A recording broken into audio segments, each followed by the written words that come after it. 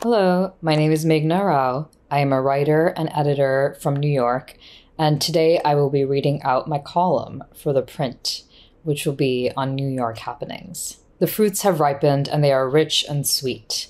A $30 million, 34,000-seat cricket stadium will be erected on the grounds of a public park in Long Island, New York this month, where it will host the country's first ever T20 World Cup cricket series. It is a moment slowly cultivated despite the city's apathy. For decades, local cricketers have used trash cans in lieu of wickets, they have padded fields with jute mats, and they have stubbornly harvested the case for cricket pitches and more park space. But the culmination of their efforts, it's not the main pull of the event, at least not by sheer numbers. Most eyes are trained on a single cricket match, a proxy war between India and Pakistan. This is the first time the men in green and blue will go head-to-head on American soil. While tickets for other matches, Sri Lanka versus Canada, South Africa versus Pakistan, have sold slowly, the waitlist for this event was oversubscribed almost immediately, a reported 200 times and over 3 million people. Why bring something so oversized here, knowing how many people will want to see it? This is one bitter fruit sentiment I've heard from multiple friends and strangers, none of whom seem to have gotten a ticket. In fact, no one seems to know anyone who has gotten tickets through the waitlist to the event happening down the street.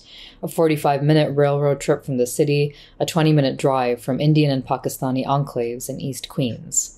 What remains are tickets that have migrated to all-inclusive tour packages, and they sell in the thousands. Hotel rooms, transport, and prime seating. Others have gone to marketplaces like StubHub, where as of May 1st, India-Pakistan tickets started at $1,400 and went up to $70,000. Meanwhile, Sri Lanka versus Scotland began at $35. There are rumors of corruption and large-scale ticket scalping. One fan tells me she refuses to be denied a seat. She is even ready to sit outside the stadium and listen to the cheers if she has to.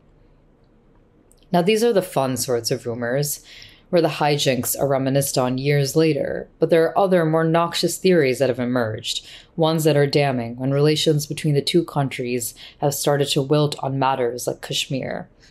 Some wonder if the crowd will consist mostly of Indian origin fans, who have scale and relative wealth on their side. After all, it's not the job of the International Cricket Council to ensure that the audience is democratically chosen, or equal in nationality, or even to check that India doesn't drown out Pakistan. But what if their cheers tip over into chants of Jai Shri Ram? If so, it will be a far cry from the vision established by New York cricketers for decades, which has been built on leaving behind old nationalisms.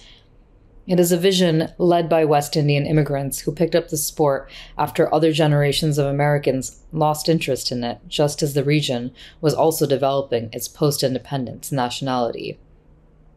It is a vision created alongside those who had similarly imported a love for cricket and had nowhere to play it, South Asians among them.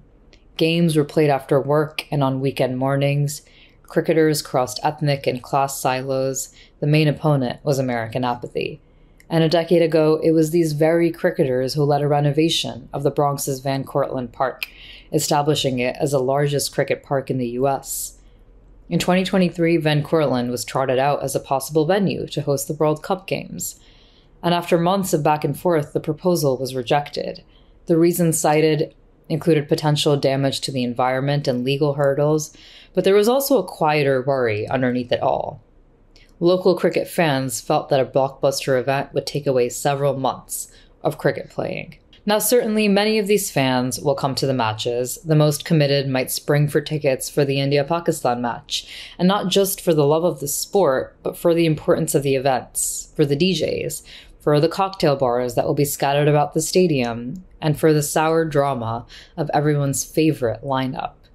But they will also be joined by those who may have less investment in their vision and in what happens after the match. Members of the diaspora who may not have as much patience for the slow-growing nature of secularism and cross-border solidarity. With flourishing numbers of Indian and Pakistani diaspora in the US, some may not even have as much of a need for it. After a month, the circular stadium in Long Island will be taken down. The pitch of flat, hard grass currently growing in Florida will migrate. It will be used for other T20 cricket pitches, and the land will return again to its previous state. which is a cricket pitch played on by a smattering of locals trying to push the sport forward in the only ex-British colony that doesn't seem to care for wickets, bats, or tea time. The ICC has promised to invest resources and build training stadiums in Eisenhower Park. If these resources are built, they will be the only physical memorial that an event happened.